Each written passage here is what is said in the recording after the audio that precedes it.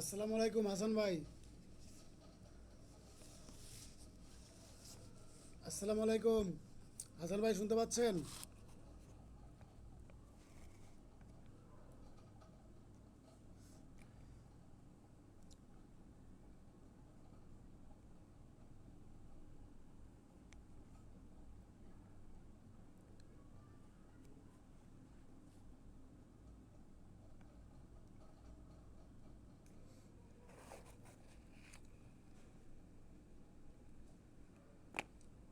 মুন্নি কেমন আছেন?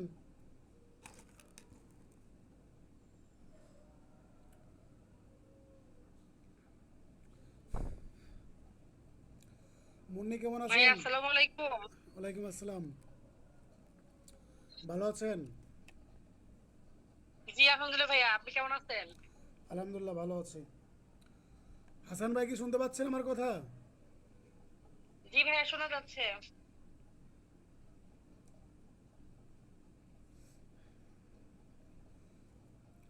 মুশফিক কেমন আছেন?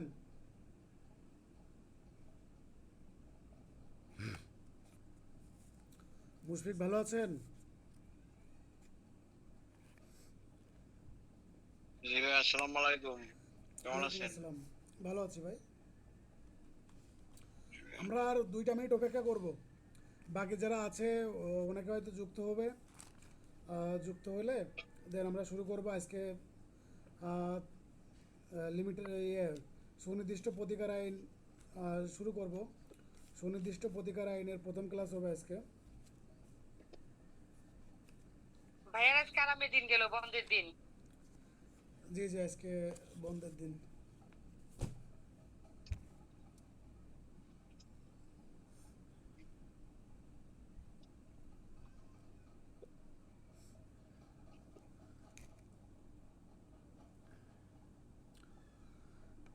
হাসান আলী, এমডি হাসান আলী, আপনি কি শুনতে পাচ্ছেন আমার কথা?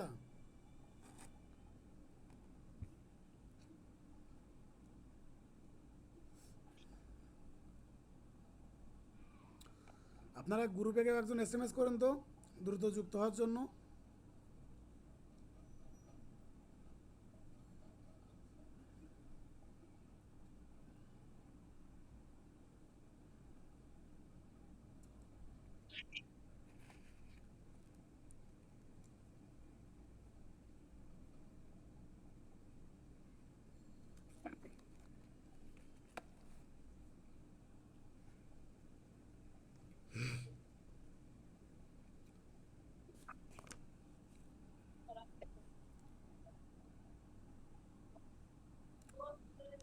হ্যালো। শামীম ভাই, আপনি 3 মিনিট লেট করেছেন। লেট করা যাবে না। একদম 10টা বাজবে। শোনা যায় না। 10টা বাজার সাথে সাথে আপনারা সবাই ক্লাসে চলে আসবেন। যারা লেট করে তারাই তো বেশি নাম্বার পায়।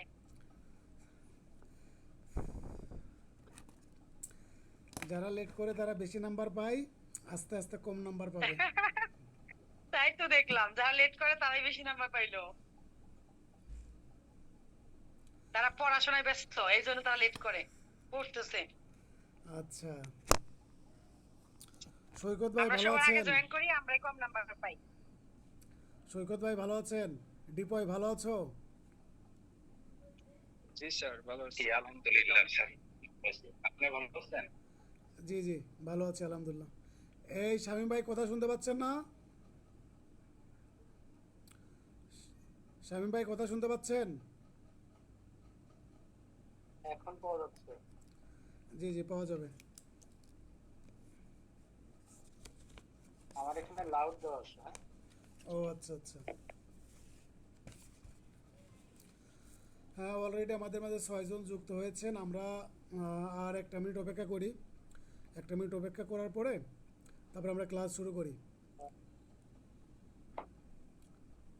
দেখ, আমি খুবই দুঃখিত। যেদিন পরীক্ষা তার আগের দিন আর সেদিন একেবারে টোটালি বই হাতে তুলতে পারি না। এমন একটা অবস্থা জি যে জি জি। জাস্ট আমি খালি অ্যাটেন্ড করছি। হ্যাঁ, আশা করি ঝামেলা আপনাদের হবে না, এটা ঠিক করে ফেলবো। প্রস্তুতি যেটাই থাকুক না কেন, আপনারা পরীক্ষা কেউ মিস দিবেন না। মাত্র 5 জন পরীক্ষা দিয়েছেন আপনারা, এটা আমার কাছে দুঃখজনক। আর বাকি যারা আছেন তারা অন্তত প্রশ্নটা একবার পড়ে দেখবেন। কারণ আমি সব আর গুরুত্বপূর্ণ প্রশ্ন বেছে বেছেই মানে ই করে থাকি। একবার ইজি হবে, অথচ সেটা অন্যটা আমাদের এই যে আসে। আলামিন ভাই নাকি ঢুকতে পারতেছে না। আহ, না ঢুকতে পারার তো কোনো অপশন নাই, ট্রাই করলে তো ঢুকতে পারবে। পরীক্ষা সবাই ভালো দিছে ভাইয়া, শুধু আমি খারাপ করছি। তার মানে সবাই অনেক হ্যাঁ, পড়াশোনা করে। মানে না মনে করো আমি আমি খারাপ করছি। না, আমার সবচেয়ে খারাপ হয়েছে, আমি খালি খারাপই করি, ভালো লাগে না। শোনেন, এটা মনে রাখেন, যার জীবনের শুরুটা হয় হচ্ছে খারাপ দিয়ে, তার কিন্তু শেষটা হয় ভালো দিয়ে। এটা এটা হলো কোনো কথাই নাই। ইনশাল্লাহ ইনশাল্লাহ। জি জি জি। সেদিন খারাপ করছি, ভাগ্যিস যে ভাইয়া বকে নাই।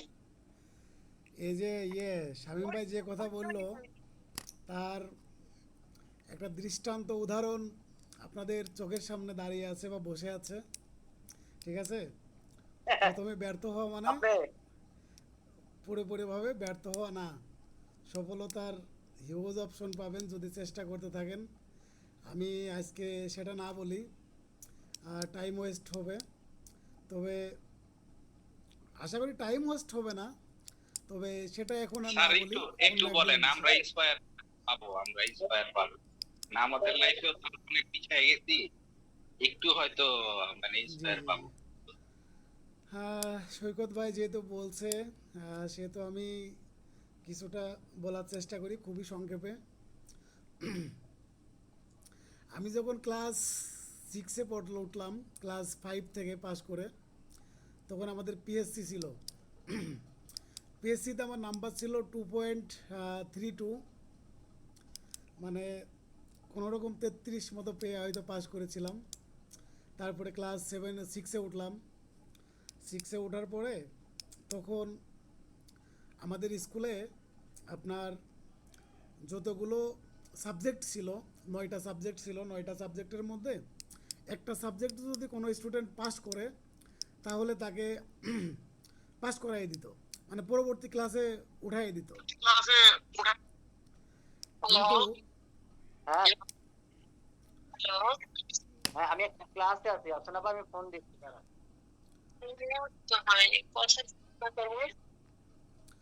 হ্যাঁ, আপনারা শুনতে পাচ্ছেন?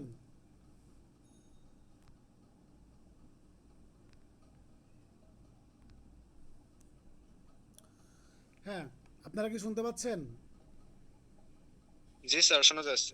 হ্যাঁ, জি দেন স্যার, আমি শোনা যাচ্ছে। ক্লাস 6-এ থেকে আমি অল সাবজেক্ট, আই মিন 9টা সাবজেক্ট ছিল, 9টা সাবজেক্টে ফেল করি।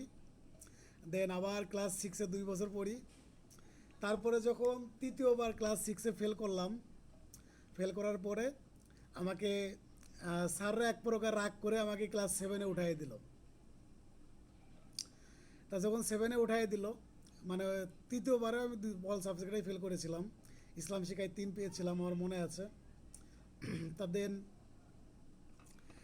ক্লাস 7-এ থাকতে দ্বিতীয় মানে প্রথমবার আমি ক্লাস 7-এর প্রথম মানে একবার আমি অল সাবজেক্ট আবার ফেল করি। দ্বিতীয়বার আমাকে আবার ক্লাস 7-এ পড়া লাগে, মানে লিটারালি আমার ক্লাস 6-এ আমি 2 বছর পড়েছি, ক্লাস 7-এ 2 বছর পড়েছি। দেন দ্বিতীয়বার যখন আমি ক্লাস 7-এ পড়ি, তখন আমি আর মনে আছে আমি 3টা সাবজেক্টে পাশ করে ক্লাস 8-এ উঠেছিলাম। তখন আমি ম্যাথ একটু ভালো পারতাম, অন্য সাবজেক্টে ফেল করলেও ম্যাথে একটু ভালো পারতাম। তাদের ম্যাথে তো মাসাল্লাহ ভালো একটা নাম্বার পেয়ে পাস করছি, বাকি আর 2টা সাবজেক্ট মনে হয় ছিল, এদের 3টা সাবজেক্টে পাস করে ক্লাস 8-এ উঠে। দেন তখন ছিল জেএসসি। তা জেএসসির মডেল টেস্ট পরীক্ষাতে আমি 3টা সাবজেক্টে পাস করি, দেন আমাকে জেএসসি পরীক্ষা দিতে দিবে না। 3টা সাবজেক্টে পাস করেছি, স্কুলের একটা রেপুটেশন আছে। তারপরে একটা স্যার আমাকে দায়িত্ব নিয়ে আমাকে ক্লাস ওই জেএসসি পরীক্ষা দেওয়ার পারমিশন দেওয়াই। তারপরে জেএসসি পরীক্ষা দিলাম। জেএসসি পরীক্ষা দিয়ে আমার পয়েন্ট আসলো 3.71, আর হাইট ছিল 4 পয়েন্ট, গ্রামের স্কুল ছিল। তা তখন 4জন মনে হয় আমার উপরে ছিল, 4জন আমার উপরে ছিল। তারা সায়েন্সে চলে যায়। দেন আমার মানবিক আমার রোল হয় 2 নাম্বার, 2 রোল হয়। তারপর থেকে মোটামুটি আসলে পড়ালেখা শুরু করেছি। তারপর থেকে রেগুলার পড়ালেখা শুরু করেছি। দেন এসএসসিতে 4.69 মানবিক বিভাগ থেকে পাস করি। পুরো স্কুলে সেকেন্ড ছিলাম। সেখানে অল সাবজেক্টেই প্লাস ছিল, শুধুমাত্র ইংরেজিতে সি ছিল। ইংরেজিতে সি গ্রেড থাকার কারণে আমি এসএসসিতে প্লাস পাইনি। তারপর যখন কলেজে উঠলাম, কলেজে উঠে তখন তো 12 থেকে 14 ঘন্টা রেগুলার পড়তাম। মানে মাথার মধ্যে আর অন্য কোনো চিন্তা ছিল না। তাদের আমাদের কলেজে, সরকারি কলেজ, ওই কলেজে সরকারি কলেজে আপনাদের টোটাল স্টুডেন্ট ছিল 600 মতো স্টুডেন্ট ছিল। এই 600 স্টুডেন্টের মধ্যে পরবর্তীতে আমি এ প্লাস পাই, জিপিএ 5 পাই। মাত্র আমি একাই পেয়েছিলাম, আর কেউ পাইনি। তারপরে আমি অ্যাডমিশন দিলাম, অ্যাডমিশন দিয়ে ঢাকা ইউনিভার্সিটিতে চান্স পাইলাম।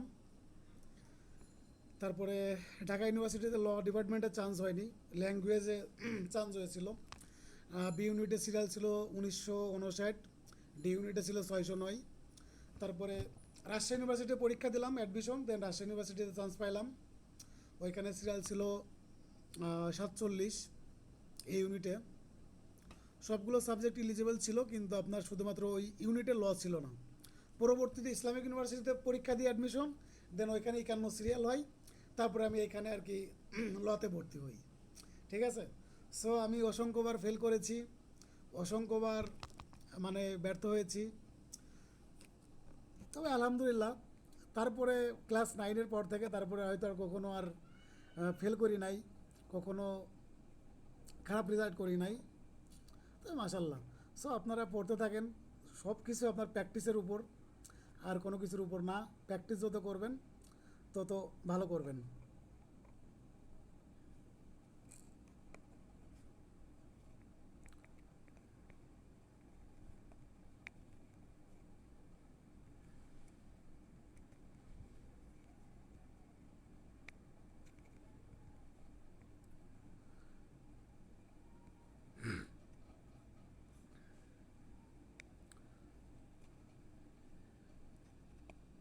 জি, আপনারা কি শুনতে পাচ্ছেন? জি স্যার, শোনা যাচ্ছে। আমি অতি সংক্ষেপে বলেছি, এর মধ্যে হয়তো অনেক কাহিনীবাহী ছিল। যাই হোক, আমরা ক্লাসে ফিরে যাব। জাস্ট আমি একটা লিঙ্ক গ্রুপে দিয়ে দেন আপনাদের ক্লাস আমি স্টার্ট করব।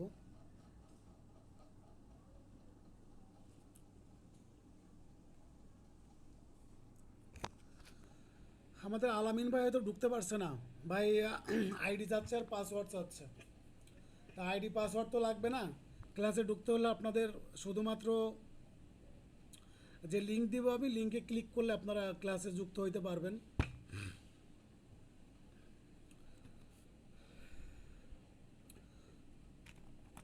যাদের যুক্ত হতে প্রবলেম হয় ওদের নিজস্ব গুগল অ্যাকাউন্টে প্রবলেম হয়, এই জন্য আর কি।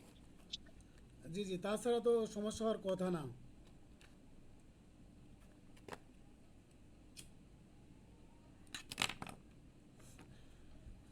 আচ্ছা, আমি ক্লাস শুরু করি, ঠিক আছে? জাস্ট আমি আর 1 মিনিট নিব। 1 মিনিট আলামিন ভাইয়ের একটা SMS দিয়ে আসছি আমি। আলামিন ভাইয়ের একটা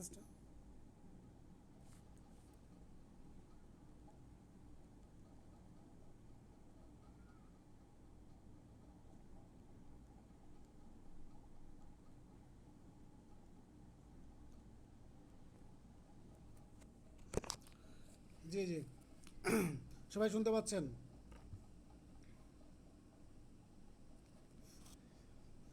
সবাই কি শুনতে পাচ্ছেন? কারো কি কোনো সাউন্ড প্রবলেম আছে?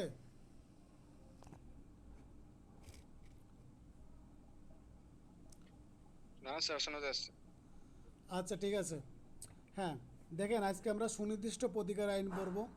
সুনির্দিষ্ট প্রতিকার আইন, আপনাদের বার কাউন্সিলে যতগুলো আইন আছে তার মধ্যে ছোট আইন হলেও এটা খুবই গুরুত্বপূর্ণ এবং তুলনামূলকভাবে একটু কঠিন আইন।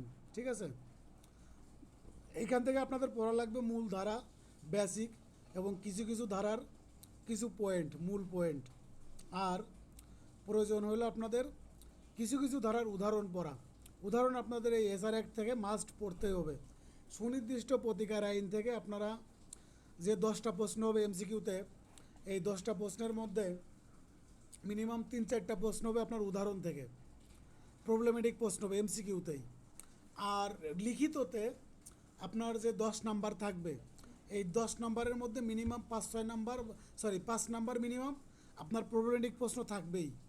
এর মধ্যে বিন্দু মাত্র কোনো ভুল নাই, মানে এটা 100% শিওর। ঠিক আছে, যে এসআর এক থেকে 5 নাম্বারের প্রবলেমেটিক প্রশ্ন থাকবে।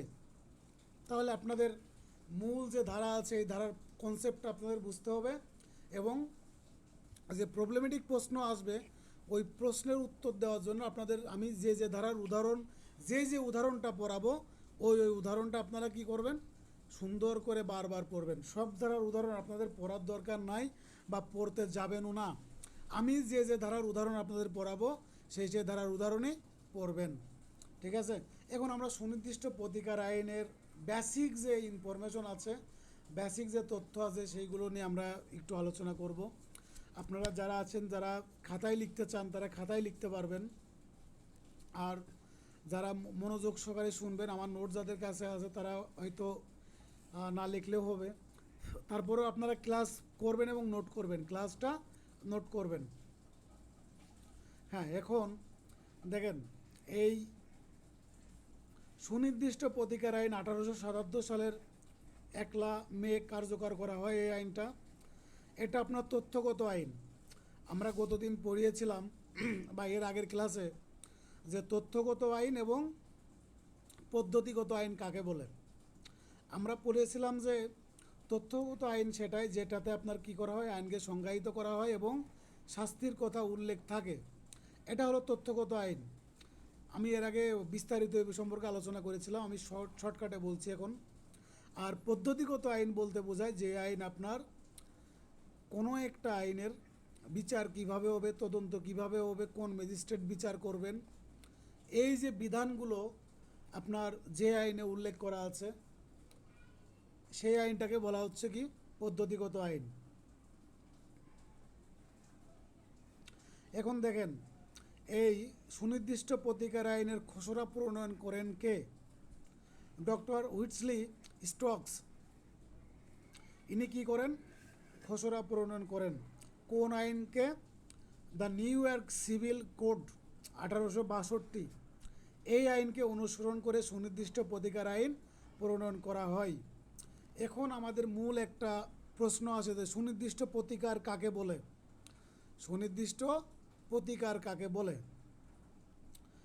সুনির্দিষ্ট প্রতিকার বলতে যে প্রতিকারটা বাদী প্রার্থনা করে, যেই দাবিটা বাদী করে থাকে তাকে সেই প্রতিকার, সেই অধিকারটা ফিরিয়ে দেওয়াকেই বলা হচ্ছে কি সুনির্দিষ্ট প্রতিকার। তাকে সেই অধিকারটা ফিরিয়ে দেওয়াকেই বলা হচ্ছে সুনির্দিষ্ট প্রতিকার। এই সুনির্দিষ্ট প্রতিকার আইন সর্বশেষ সংশোধন করা হয় 2004 সালে এবং কার্যকর করা হয় 2005 সালের 1 জুলাই। ঠিক আছে, 2005 সালের 1 জুলাই কি করা হয়, এই সুনির্দিষ্ট প্রতিকার আইন সংশোধন করা হয়, কার্যকর করা হয়। সংশোধন করা হয় 2004 সালে এবং কার্যকর করা হয় 2005 সালের 1 জুলাই। এখন দেখেন এই সুনির্দিষ্ট প্রতিকার আইন যখন আপনার কার্যকর করা হয় বা সংশোধন করা হয়, এই সুনির্দিষ্ট প্রতিকার আইনের সাথে আরও কয়েকটা আইন সংশোধন করা হয়। দ্য রেজিস্ট্রেশন অ্যাক্ট, ঠিক আছে, সুনির্দিষ্ট প্রতিকার আইন, দ্য রেজিস্ট্রেশন অ্যাক্ট, আরও কয়েকটা আইন, টিপি অ্যাক্ট, কন্ট্রাক্ট অ্যাক্ট, আরও কয়েকটা আইন কী করা হয়, এই আপনার 2004 সালে সংশোধন করা হয় এবং একই তারিখে কী করা হয়, কার্যকর করা হয়। তো আমাদের এখন আলোচ্য বিষয় সুনির্দিষ্ট প্রতিকার আইন।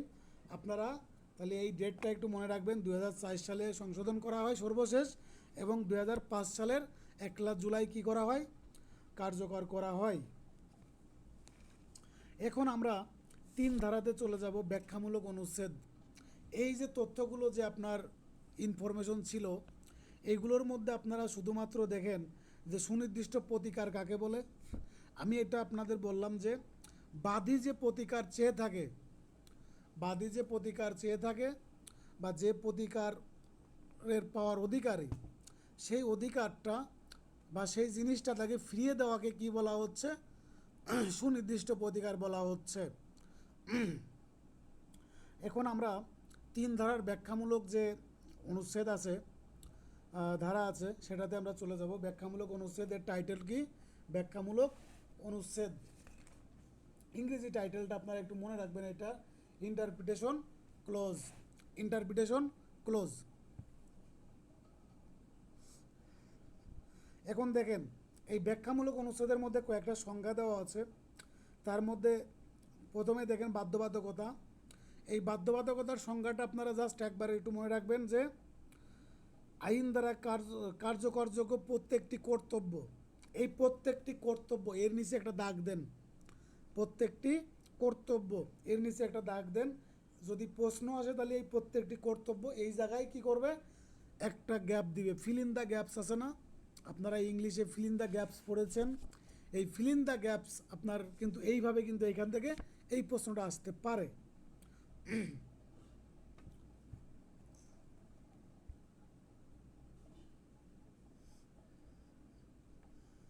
বাধ্যবাধকতার ইংরেজি আপনার হচ্ছে obligation, includes every duty enforceable by law. ঠিক আছে, তাই আপনাদের প্রত্যেকটি কর্তব্য, আইন দ্বারা কার্যকরযোগ্য প্রত্যেকটি কর্তব্যকে কি বলা হচ্ছে? বাধ্যবাধকতা বলা হচ্ছে। তারপরে জিম্মা কাকে বলে? বিশ্বাসপূর্বক ন্যস্ত মালিকানা, সকল প্রকার প্রত্যক্ষ অনুমতি এবং গঠনমূলক বিশ্বাসপূর্বক ন্যস্ত মালিকানা অন্তর্ভুক্ত হইবে। এই যে আপনার জিম্মা বা ট্রাস্ট, এর সংজ্ঞা এত বেশি দরকার নাই, একবার দুবার পড়বেন। ট্রাস্টি কাকে বলে জাস্ট একবার পড়বেন। পত্তনি কাকে বলে একবার জাস্ট পড়বেন। এইখানে আর ডিটেলস আপনাদের পড়ার দরকার নাই, এখান থেকে প্রশ্ন আসবে না। ঠিক আছে, এখান থেকে প্রশ্ন আসবে না। আমি পরবর্তী যে ধারা আছে সেখানে আমি চলে যাচ্ছি। পরবর্তী ধারা আছে সংরক্ষণ, সেভিংস। ইংরেজি টাইটেলটা মনে রাখবেন, সেভিংস। 4 ধারাতে বলা আছে সেভিংস, 3 ধারাতে বলা আছে ইন্টারপ্রিটেশন ক্লজ। যদি এমসিকিউ পরীক্ষাতে আসে তাহলে কিন্তু এই 3 ধারার এই ইন্টারপ্রিটেশন ক্লজ এইটা দিয়েই প্রশ্ন হবে। অন্য কিছু দিয়ে প্রশ্ন হওয়ার সম্ভাবনা খুবই কম। তারপরে আপনারা 2-3 বার পড়ে রাখবেন। হ্যাঁ, তাহলে 4 ধারাতে আসতেছে কি? সেভিংস। আর 5 ধারাতে 3 ধারাতে আমরা পড়লাম কি? Interpretation close.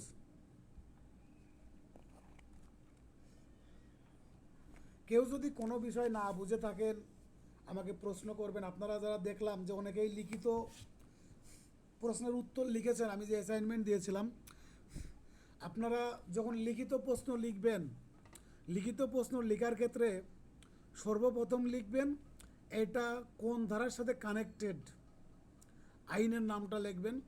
তারপরে যে ধারার সাথে কানেক্টেড সেই ধারাটা অবশ্যই অবশ্যই অবশ্যই উল্লেখ করবেন এবং লিখবেন। ঠিক আছে, 100% লিখবেন।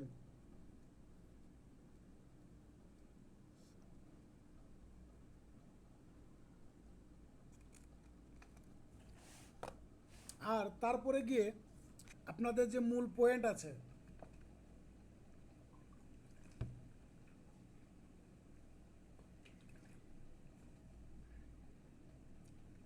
তারপরে গিয়ে ওই ধারার যে মূল পয়েন্ট আছে, মূল যে কনসেপ্ট আছে, এই কনসেপ্টটা আপনারা কি করবেন?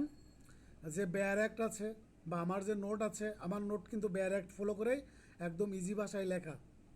ঠিক আছে, বেয়ার অ্যাক্ট ফলো করে একদম ইজি ভাষায় লেখা। সেক্ষেত্রে আপনারা কি করবেন? এই মূল যে কনসেপ্ট আছে এই কনসেপ্টটা মূল বই থেকে নেবেন। আমরা কিছু কিছু দেখলাম, কিছু কিছু পয়েন্ট আপনারা একদম পুরোপুরি আউট অফ মানে বুক কনসেপ্টের বাইরে থেকে নিয়ে লিখছিলেন। এইগুলো কখনো করবেন না। লিখিতদের ভালো নাম্বার পাওয়ার ক্ষেত্রে বেশি লেখার প্রয়োজন নাই, বেশি লেখার প্রয়োজন নাই। টু দ্য পয়েন্টে আপনারা যতটুকু প্রয়োজন ততটুকু লিখবেন। এখন 10 নম্বরের একটা প্রশ্ন 4 লাইনে যদি উত্তর শেষ হয়ে যায়, 4 লাইনে শেষ করবেন, তারপরেও 10-এর মধ্যে 8-9 পাবেন। কিন্তু আপনি 10 নম্বরের একটা প্রশ্ন 5-6 লাইনে আপনার লেখা শেষ হয়ে যাচ্ছে, কিন্তু আপনি লিখতেছেন 15-20 line. That's totally irrelevant fact. যদি আপনি নিয়ে চলে আসেন তখন কিন্তু আপনার খাতার মেরিট কিন্তু খারাপ হয়ে যাবে, নষ্ট হয়ে যাবে। আবার দেখা যাচ্ছে 3 নম্বরের একটা প্রশ্ন আপনাদের 10-12 পেজ লেখা লাগতেছে, তখন আপনি লিখতেছেন। এখন আইনে ভালো নাম্বার পাওয়ার ক্ষেত্রে লিখিতর ক্ষেত্রে যতটুকু প্রয়োজন ততটুকু লিখবেন, বাড়তি কথা লিখবেন না। ধারাটা লিখবেন, মূল কনসেপ্টটা লিখবেন, মূল পয়েন্টটা লিখবেন, তারপরে কনক্লুশন দিয়ে দিবেন। আর প্রবলেমেটিক প্রশ্ন লেখার ক্ষেত্রে আপনারা প্রথমে দিবেন ফ্যাক্ট, তারপরে দিবেন ইস্যু, প্রথমে দিবেন ঘটনা, তারপর দিবেন বিচার্য বিষয়, তারপরে দিবেন আইনানুগ ব্যাখ্যা ও সিদ্ধান্ত, আইনানুগ ব্যাখ্যা ও সিদ্ধান্ত, তারপরে দিবেন সিদ্ধান্তের কারণ, তারপরে দিয়ে শেষ করবেন কি মানে সারাংশ বা ওইগুলো দেওয়া লাগবে না, জাস্ট সিদ্ধান্তের কারণ এইটুকু দিলেন। বা তাহলে আমি কি বললাম, প্রথমে বললাম ঘটনা, তারপরে বললাম বিচার্য বিষয়, তারপরে বললাম আইনানুগ ব্যাখ্যা ও সিদ্ধান্ত, তারপরে যে বললাম যে সিদ্ধান্তের কারণ। ঠিক আছে? সো এই যে পয়েন্টগুলো প্রবলেমেটিক প্রশ্ন, এটা শুধুমাত্র প্রবলেমেটিক প্রশ্নের ক্ষেত্রে, অন্যান্য ক্ষেত্রে না। সো এইভাবে আপনারা লিখিত প্রশ্নের উত্তরগুলো এইভাবে করবেন। আমি 4 ধারাতে আবার ফিরে যাচ্ছি। দেখেন, এসআর অ্যাক্ট, আপনার এসআর বলতে সুনির্দিষ্ট প্রতিকার আইন, স্পেসিফিক রিলিফ অ্যাক্ট। তো এটা আপনার কয়েকটা ক্ষেত্রে, 3টা ক্ষেত্রে প্রযোজ্য নয়। 3টা ক্ষেত্রে এই সুনির্দিষ্ট প্রতিকার আইন প্রযোজ্য না। চুক্তির মাধ্যমে অধিকার তৈরি যদি না হয়, চুক্তির মাধ্যমে অধিকার তৈরি না হয়ে যদি কোনো এগ্রিমেন্টের মাধ্যমে যদি কি হয়, কোনো অধিকার তৈরি হয় বা কোনো অধিকার যদি এগ্রিমেন্টের মাধ্যমে তৈরি হয়, সেক্ষেত্রে এই সুনির্দিষ্ট প্রতিকার আইন প্রযোজ্য মানে প্রয়োগযোগ্য হবে না। এখন আপনাদের প্রশ্ন হইতে পারে যে এগ্রিমেন্ট আর কন্ট্রাক্ট এই দুটার মধ্যে পার্থক্য কি? কেউ কি বলতে পারবেন এগ্রিমেন্ট আর কন্ট্রাক্টের মধ্যে পার্থক্য কি? এনিওয়ান?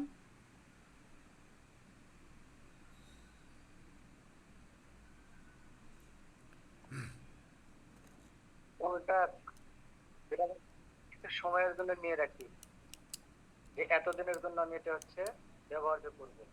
আর এগ্রিমেন্ট মানে একবারে খাতা কলমে নির্দিষ্ট করে দেওয়া হয়েছে যে এইটার জন্য সে উপযুক্ত, এরকম। আর চুক্তি? কোনটা? চুক্তি আর এগ্রিমেন্ট। চুক্তিও তো তাই, ওটা তো হচ্ছে ওই নির্দিষ্ট সময় উল্লেখ করে দেওয়া থাকে। আর কেউ? এটা বিনিময় প্রথার আর মাধ্যমে। কেউ? আর কেউ? অন্য কেউ? হ্যাঁ, আমি আমি আমি আমি জি জি জি বলেন। এটা হচ্ছে মানে এগ্রিমেন্টটা হচ্ছে কন্ট্রাক্ট আগের যে স্টেজটা থাকে সেটা। আর একটা কন্ট্রাক্ট হইতে হইলে 3টা জিনিস থাকতে হবে। একটা হইতেছে অফার থাকতে হবে, অ্যাকসেপ্টেন্স থাকতে হবে, আর কনসিডারেশন থাকতে হবে। এই 3টা ইয়ের মানে কম্বিনেশনে একটা হচ্ছে কন্ট্রাক্ট। আর মানে যে এগ্রিমেন্টটা সেটা হচ্ছে যে আমি এখনো পর্যন্ত এটা করি নাই, এটার আগের স্টেজটা মানে কন্ট্রাক্টের আগের স্টেজটা আমি যখন করব তখন এটা হচ্ছে কন্ট্রাক্ট হয়ে যাবে। যখন একটা মানে ইয়ের মধ্যে আমি অফার অ্যাকসেপ্টে মানে ইয়ে হবে, কনসিডারেশন হবে, তখন এটা একটা চুক্তির মধ্যে হবে, মানে কন্ট্রাক্টের মধ্যে হবে। জি জি সৈকত ভাইয়ের কনসেপ্ট একদম 100% কারেক্ট এবং সঠিক আছে। আমি আর একটু ক্লিয়ার করে দিচ্ছি। চুক্তি আর এগ্রিমেন্ট, চুক্তির পূর্বের অবস্থান আপনার এগ্রিমেন্ট, কন্ট্রাক্টের পূর্বের অবস্থান এগ্রিমেন্ট। এখন এই দুটার মধ্যে মূল যে পার্থক্য, এগ্রিমেন্ট কোর্টের মাঝে ইনফোর্স করা যায় না, এগ্রিমেন্ট কোর্টের মাধ্যমে ইনফোর্স করা যায় না, আর চুক্তি কোর্টের মাধ্যমে কি করা যায়, ইনফোর্সেবল। ঠিক আছে? ল দ্বারা ইনফোর্সেবল। আপনি কোর্টের মাধ্যমে এগ্রিমেন্ট দিয়ে আপনি কি করতে পারবেন না, প্রতিকার পাইতে পারবেন না। কিন্তু কন্ট্রাক্ট যদি হয়ে যায় তাহলে আপনি কি করতে পারবেন, তখন আপনি কোর্টের মাধ্যমে ইনফোর্স করতে পারবেন। এটা হলো মূল পার্থক্য। চুক্তির পূর্বের অবস্থান হলো এগ্রিমেন্ট বা অঙ্গীকার, অঙ্গীকার। হ্যাঁ, এখন 2 নম্বরটা দেখেন, চুক্তিতে যদি প্রতিকার দেওয়া থাকে, চুক্তিতে যদি প্রতিকার দেওয়া থাকে সেক্ষেত্রে কি হবে না, সেক্ষেত্রে সুনির্দিষ্ট প্রতিকার আইন প্রয়োগযোগ্য হবে না বা বলবৎযোগ্য হইবে না। এখন দেখেন, যে ক্ষেত্রে প্রতিকার দেওয়াই আছে, যে ক্ষেত্রে প্রতিকার দেওয়া আছে, যে ক্ষেত্রে প্রতিকার দেওয়া আছে সেক্ষেত্রে কি হবে না, সেক্ষেত্রে আপনার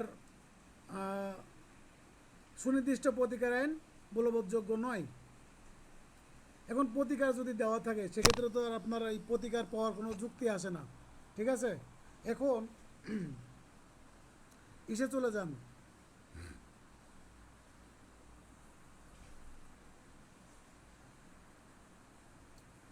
এখন দেখেন 3 নম্বর পয়েন্ট আছে রেজিস্ট্রেশন অ্যাক্টের ক্ষেত্রে।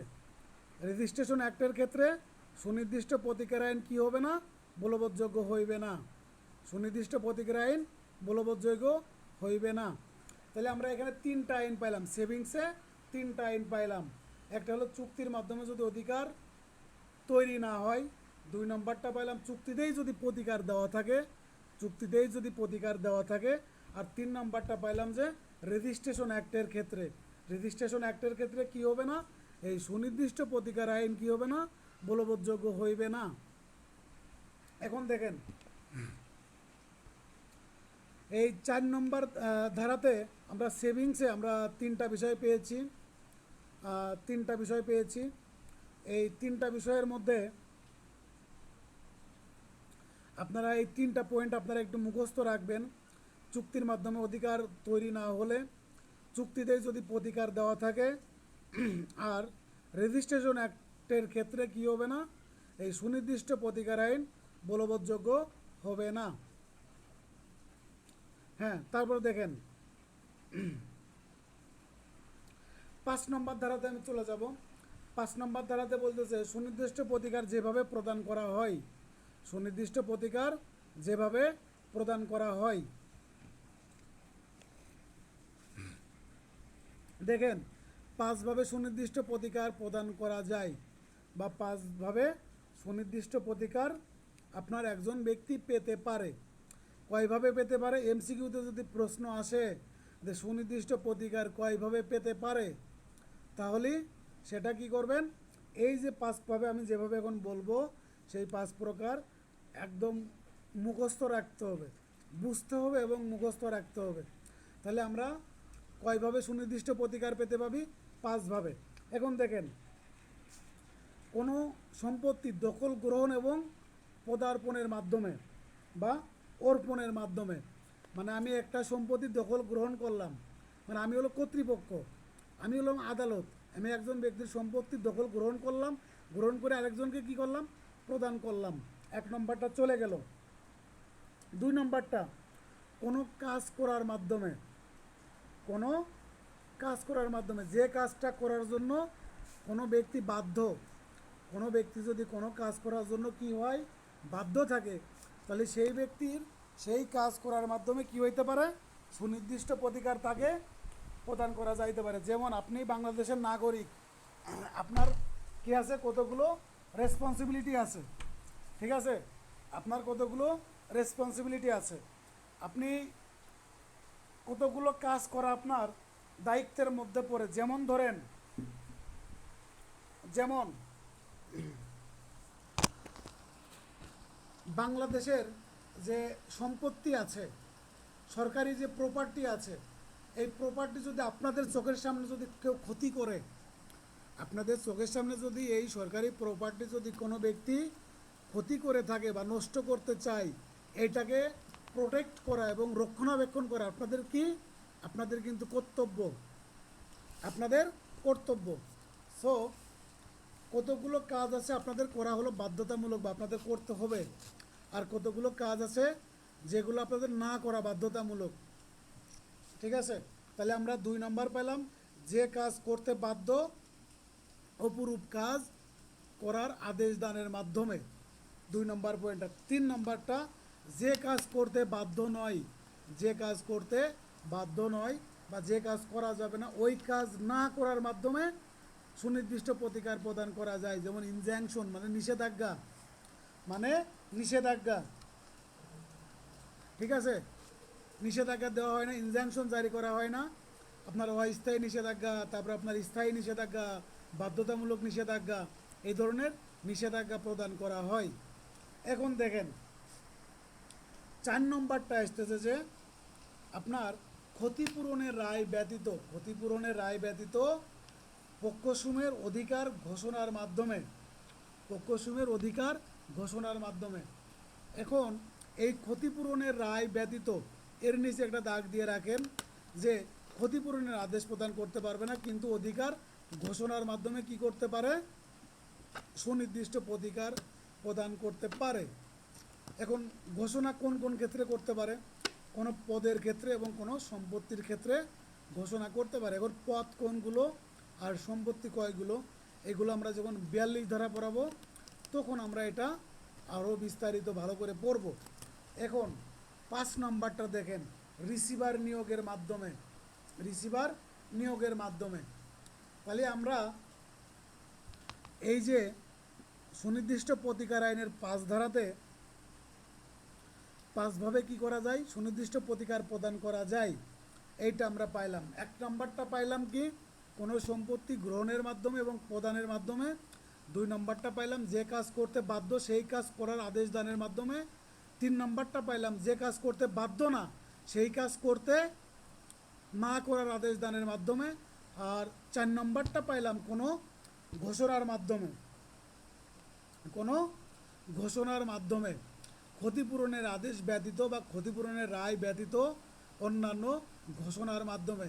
যেমন ওই স্কুলের টিচার, সে ওই পদের অধিকারী, ঠিক আছে। কোনো স্কুলের টিচার আপনার প্রিন্সিপাল, তাকে বরখাস্ত করা হয়েছে, এখন ঘোষণা দিল যে ওই প্রিন্সিপাল ওই কলেজের শিক্ষক বলে ঘোষণা করা হইল, বা ওই কলেজের শিক্ষক। তা এই ধরনের ঘোষণার মাধ্যমে, বা অমুক বা ক আপনার কি ক হলো রহিমের ছেলে, এই ধরনের ঘোষণার মাধ্যমে বিভিন্ন রকমের ঘোষণা হইতে পারে। আমরা 42 ধারা যখন পড়ব তখন আরও বিস্তারিত পড়ব। এখন আমরা এই যে সুনির্দিষ্ট প্রতিকার আইনের 5 ধারা, আমরা যে 5 প্রকার পাইলাম, এই 5 প্রকার আপনাদের কি রাখতে হবে, আমি যেভাবে শর্ট করে দিয়েছি, শর্ট করে বলেছি, এইভাবে আপনারা মুখস্থ করবেন। আপনাদের ইয়েটা এই ক্লাসটা হয়তো এখনই হয়তো শেষ হয়ে যাওয়ার মধ্যে শেষ হয়ে যাবে। তো আপনারা এই টাইমটা শেষ হইলে আমি আবার লিঙ্ক দেবো, আপনারা যে কয়জন আছেন প্রত্যেকেই আবার ক্লাসে যুক্ত হবেন। ইতোমধ্যেই দেখা যাচ্ছে যে মুষলধারে বৃষ্টি হচ্ছে, বিশাল মানে একটু সাউন্ড আসতেছে বাইরে থেকে। আর ঢাকাতে যারা আছেন, ঢাকাতে যারা অবস্থান করতেছেন হয়তো বৃষ্টি পাচ্ছেন। হ্যাঁ, তাহলে আমরা 5 ধারাতে যে 5 প্রকার পাইলাম, এই 5 প্রকার সৈকত ভাই বলেন তো, আপনি প্রথম 2টা বলেন। সৈকত ভাই শুনতে পাচ্ছেন? হ্যাঁ, শুনতে পাচ্ছি। 1 নাম্বারটা হচ্ছে মানে কোনো সম্পদ, মানে আপনার কোনো একটা সম্পত্তি মানে গ্রহণের মাধ্যমে বা প্রদানের মাধ্যমে। প্রদানের মাধ্যমে। 20 নাম্বার হচ্ছে যে সম্পত্তি বাধ্য করা হয়েছে সেই কাজ, যে কাজ আপনার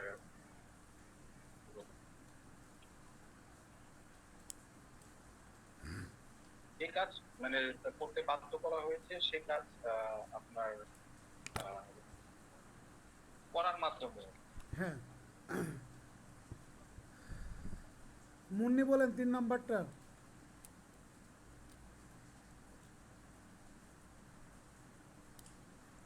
মুন্নি শুনতে পাচ্ছেন? বলেন। 3 নাম্বারটা বলেন। 3 নাম্বারটা ধারা মানে কি বলছে সেটা? হ্যাঁ, 5-এর 3 নাম্বার, 5-এর 3 নাম্বার। 5-এর 3 নাম্বারটা খেয়াল করি নাই বা। ও আচ্ছা আচ্ছা। আলামিন ভাই আপনি তো যুক্ত হয়েছেন, আমাদের সেশনটা হয়তো এখনই শেষ হবে, আমি আবার লিঙ্ক দিব, ঠিক আছে? লিঙ্ক দেওয়ার সাথে সাথে আপনি আবার দ্রুত যুক্ত হবেন। মানে অলরেডি আমাদের 40 মিনিট পর, আসলে তো আমাদের 32 মিনিট পর আপনাদের এই জুমের সেশন শেষ হয়ে যায়, ঠিক আছে? আমি আবার লিঙ্ক দিব, লিঙ্ক দিলে পরে আপনারা আইডি এবং পাসওয়ার্ড লাগবে না, শুধুমাত্র আপনারা এই আমি যে লিঙ্ক দেবো লিঙ্কে ক্লিক করলে আপনারা ক্লাসে চলে আসবেন। লিঙ্কে ক্লিক করে একটু অপেক্ষা করবেন, অপেক্ষা করলে আপনারা সরাসরি ক্লাসে চলে আসবেন। না, আমার মোবাইলের সমস্যা ছিল, আমি আজকে প্রথম মোবাইল মানে চেঞ্জ করছি, এইজন্য ও আচ্ছা ঝামেলা আচ্ছা হয়ে আচ্ছা গেছে। আচ্ছা আচ্ছা, জি জি জি। হ্যাঁ, আমি যেটা বলেছিলাম, আমি সুনির্দিষ্ট প্রতিকার আইনের 4 ধারা প্রথমে বললাম, মানে অলরেডি 5 ধারা পর্যন্ত পড়ানো শেষ, তারপর আমি রিপিট করতেছি। 4 ধারাতে ছিল সেভিংস, 3 ধারাতে ছিল আপনার ইন্টারপ্রিটেশন ক্লজ। ইন্টারপ্রিটেশন ক্লজের যে আপনার সংজ্ঞাগুলো আছে ওইগুলো জাস্ট একবার করে রিডিং করবেন, আর পড়ার দরকার নাই।